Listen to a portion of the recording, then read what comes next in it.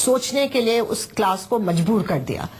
और इन 3 चीजों का मैंने खुद जाके देखा है गलियों कूचों में, और जो बड़े ड्राइंग रूम्स में कॉफी के ऊपर और लंच के ऊपर बात होती थी कि इन 3 चीजों का कहीं ना कहीं असर पड़ा। जो इस नहीं, ये जो 10 लाख का सूट 10 सीटों पर समेट गया है बीजेपी को, बहुत अच्छी लाइन दी है संजीव ने यहाँ पर।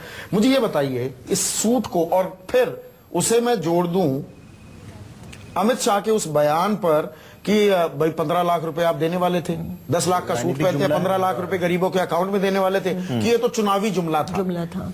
इससे भी एक आम वोटर आहत हुआ क्या कि क्या हमें रेवड़ियां बांट रहे हो, टॉफी दिला रहे हो क्या, कि कह दिया नहीं करते। देखिए ये वही उसी तरह की भाषा है जो कि 1974-75 में इंदिरा गांधी के लिए बोली जाती थी। Indira is India, Modi is development.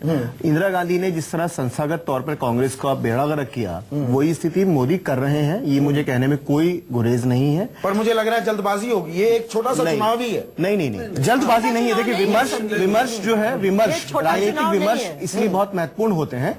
राजनीति की नई भाषा आम आदमी पार्टी दे चुकी, वो भले चुनाव जीते या हारे, तो आपको उस भाषा में बात करनी पड़ेगी। आप कॉम्युनल सेकुलर के एजेंडा के साथ में आप नहीं चल सकते। मैं रश्मि, जो आप ऐतराज कर रही हैं ना, मैं फिर पूछना चाहूंगा, ये बीजेपी ने ही स्टेट्स इतने बढ़ा दिए। दरअसल ये एक ऐसे सिटी स्टेट का चुनाव था जिसे पूर्ण राज्य का दर्जा भी नहीं मिला हुआ। पर मैं बिल्कुल आपसे सहमत हूं कि क्योंकि मोदी ने इसके स्टेक्स बढ़ा दिए।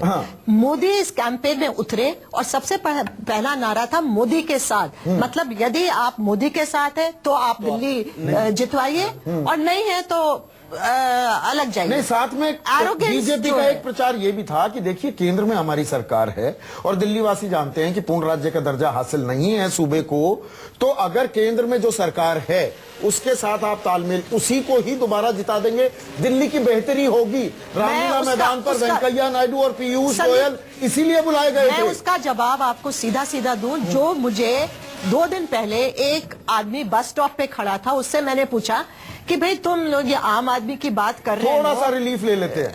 आम आदमी पार्टी के दफ्तर पर क्या जश्न हो रहा है उसका एक एहसास फिर कराते हैं अपने दर्शकों को।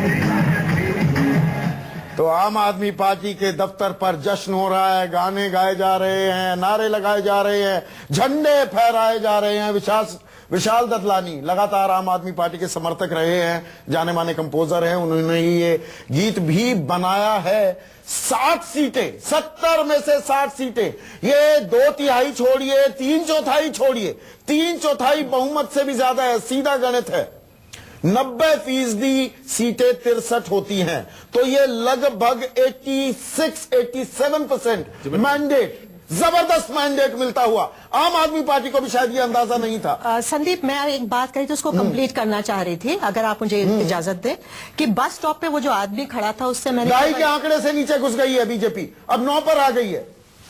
उससे मैंने केवल ये सवाल पूछा कि अगर केजरीवाल जीत जाते हैं जैसा आप कह रहे हैं, तो सेंटर में मोदी सरकार तो उनका साथ नहीं देगी।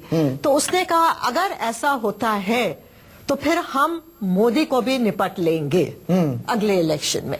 और यहां मैं सोचती हूं कि इस बहुमत से अगर आप आ रही है और जिस तरह के उन्हें सीट्स मिल रही हैं, मुझे ऐसा लगता है कि अगर मोदी सरकार सेंटर में इनको किसी तरह से बहुत ज्यादा परेशानी देती है और ये दिखा सकते हैं केजरीवाल की वो कुछ नहीं कर पा रहे हैं क्योंकि उनके हाथ यहाँ बंधे हैं, तो कहीं ना कहीं मोदी को इस बात का ख्याल रखना चाहिए कि उस आदमी ने बस स्टॉप पर क्या कहा था। किरण बेदी अभी भी पीछे चल रही हैं कृष्णानगर से। इसी से पूरी तस्वीर साफ हो जाती है। बीजेपी की सेफेस्ट सीट से मुख्यमंत्री पद की उम्मीदवार किरण बेदी को उतारा गया था, वो अभी उसी सीट से पीछे चल रही हैं।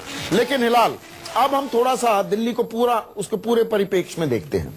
पिछला जो चुनाव हुआ था, जो सेंट्रल दिल्ली इलाका था, वहां पर आम आदमी पार्टी का गढ़ था, वहां से ज्यादातर सीटें आई। उनका जो वोट बैंक भी था वो कुछ एरियाज में कॉन्सेंट्रेटेड था। बाहरी दिल्ली में उनकी छाप, उनके फुटप्रिंट्स नहीं देखने को मिले थे।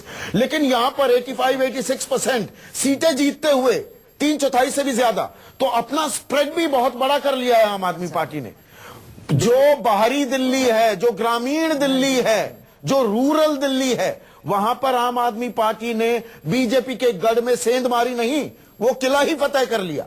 नहीं, मुझे लगता है कि कुछ तल्ख सवाल आम आदमी पार्टी से भी पूछे जाने चाहिए इस समय में। हम ये बिल्कुल बीजेपी और आम आदमी में ना करें। बिल्कुल। एक तल्ख सवाल ये है कि जो पिछले चुनाव थे उसमें एक बहुत बड़ी बात कही गई थी कि हम नीचे से चुनावी प्रक्रिया से उम्मीदवार चुनेंगे। उसको ये भूल गए। उसको भूलकर इन्होंने विनेबिलिटी की तरफ ध्यान दिया, और विनेबिलिटी के अंदर आपको बहुत सारी जगह कॉम्प्रोमाइज करना। दबंगों को भी टिकट दिए, दबंगों को भी टिकट दिए, जो दूसरी पार्टियों से लोग बुलाए गए थे उनको टिकट दे दिए गए। अब प्रशांत भूषण ने ही 12 आदमियों की लिस्ट दी, आपने सिर्फ 2 आदमियों के टिकट काटे, 10 के 10 रहे जी। हाँ। तो इसका मतलब विनेबिलिटी आपका फैक्टर है। आप एक प्रोफेशनल। शोएब इकबाल माटिया महल से पीछे चल रहे हैं। आप कांग्रेस का दामन संभाला, हर पार्टी में जा चुके हैं शोएब इकबाल, लेकिन उनका ये गढ़ था। माटिया महल में भी शोएब इकबाल पीछे, यानी आम आदमी पार्टी आगे। बेशक देखिए, तो विनेबिलिटी, मैं माटिया महल क्षेत्र को अच्छी तरह जानता हूं, तो मैं वहां पर यह भी जानता हूं कि एक बार फिर आम आदमी पार्टी ने बीजेपी गए थे, आम आदमी पार्टी छोड़कर एमएस धीर पीछे चल रहे हैं। तो विनेबिलिटी फैक्टर बहुत इंपॉर्टेंट फैक्टर था, जिससे चुनाव में टिकट बांटे गए। प्रोफेशनली पहले भी किया था आंदोलन। देखिए, विनोद कुमार बिन्नी आम आदमी पार्टी से इंपोर्ट किए गए बीजेपी में, वो भी पीछे चल रहे हैं। तो आप आंदोलन से जब प्रोफेशनल पॉलिटिकल पार्टी बनते हैं तो आपको कई सारी जगह पर नई तरह से चीजों को करना पड़ता है। तो आपके पास में एक विमर्श तो था अल्टरनेटिव पॉलिटिक्स का, और उसके साथ में आपने जब उस विमर्श को चुनाव जीतने में अपनी पूरी शक्ति लगा दी, तो उसके परिणाम ये सामने है कि आप स्प्रेड कर गए। इस बात को मानेंगे कि इस तरह के जो नतीजे होते हैं वो किसी उम्मीदवार आधारित नहीं होते हैं, ये उसके वोट नहीं है। जब 70 में से 60 सीटें आ रही हैं तो कहीं कोई उम्मीदवार यहाँ पर महत्वपूर्ण नहीं है। मैं दोनों बातें कह रहा हूं। इस बात को भी ध्यान देना पड़ेगा। साम दंड भेद की व्यवहारिक आदर्शवाद को तो छोड़ा, देखिए ये बात माननी पड़ेगी। आदर्शवादी होकर के अगर वो रहते तो शायद ये नतीजे नहीं आते। तो कहीं ना कहीं साम दाम दंड भेद किए तो बड़ा खतरा है। ज्यादा और ज्यादा ना सीख ले बाकी पार्टियों के, आज की तारीख बाकी पार्टियों की और ज्यादा, क्योंकि इसमें एक बात मैं ऐड करना चाहता हूँ कि दोनों पार्टियों के अंदर स्टेटस को बहुत दिनों से चल रहा था और बहुत सारे लोगों के एस्पिरेशंस थे। और अगर आप ये देखें